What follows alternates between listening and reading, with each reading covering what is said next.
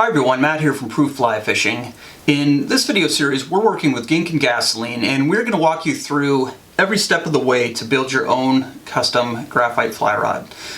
We're going to use our house brand blank.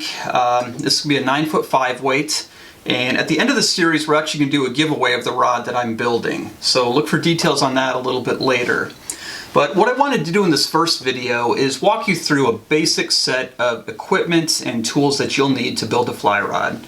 A lot of the items you're going to have around the house, at the end of this video I'll have a list that you can reference to make sure you have everything in place. But the first item you're going to need is some sort of rod wrapping jig. This is the SIG jig from our site. But if you want to build your own, they're really not that complicated. Basically, you have two uprights with a V-notch in each one, and then a third one, which is kind of a movable outrigger. And all this is going to do is help manage the blank for you while you're wrapping guides. You know, some people wrap by hand, but then you're having to wobble and you're doing a ferrule and it gets heavy on the other end. This wrapping jig just takes all the work out of it for you. To hold our thread, we're just going to use a coffee cup, and to tension our thread, we're going to use a book. So the spool of thread goes in the cup, the thread runs through the book and over top of our blank where we wrap guides. Again, we're going to keep it pretty simple here. There are ways to complicate it more and more advanced tools, but the best way to build skill in this area is to keep it simple. So next on the list is a Ratel file. In the next video, we're going to fit the grip on the blank, and in order to do that, we're going to have to make a few adjustments to the inside of the grip. We're going to have to open it up just a little, and the Ratel file, fairly rough cut, 8-inch, is going to be a great tool for the job. Moving forward, we have two types of tape that I recommend. One is a narrow tape. It's an 1/8" guide tape, and it's silicone free, so it's not going to interfere with the rod finish that we're going to use a little bit later. And then just a 1/2" masking tape. Masking tape is going to help you make everything fit right.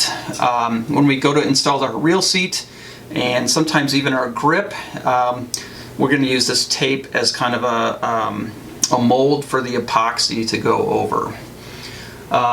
Moving forward, mixing cups. Again, nothing too fancy. Make sure they're silicone free. Syringes. These are going to be used to measure our thread finish, and you want those silicone free as well. Disposable brushes.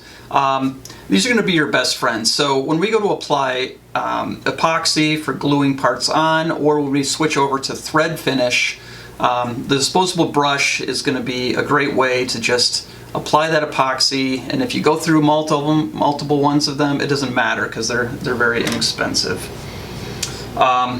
Getting close to the end of our list, double-edged razor blades. The razor blades you get from like a Home Depot or something are just not going to work here. You'll want the double edge because they're so thin. We're going to actually lay them on the wrap of our guide and use them to shear off the tag end of our thread. So make sure you get sharp ones, new ones, and the double edged are the way to go. A burnishing tool, not required, but I tell you, every single wrap I do, I have this tool in my hand. What it's helping me do is just manage thread. So if my guide is here, it's helping me just push that thread into place where otherwise my hands would just be too big to kind of get it where I want it to go. It also is going to help us pack our thread, so we make sure we get a nice tight wrap. And when we're done with the wrap, we can use it to even polish the wrap to get a nice smooth surface to prepare it for the thread finish.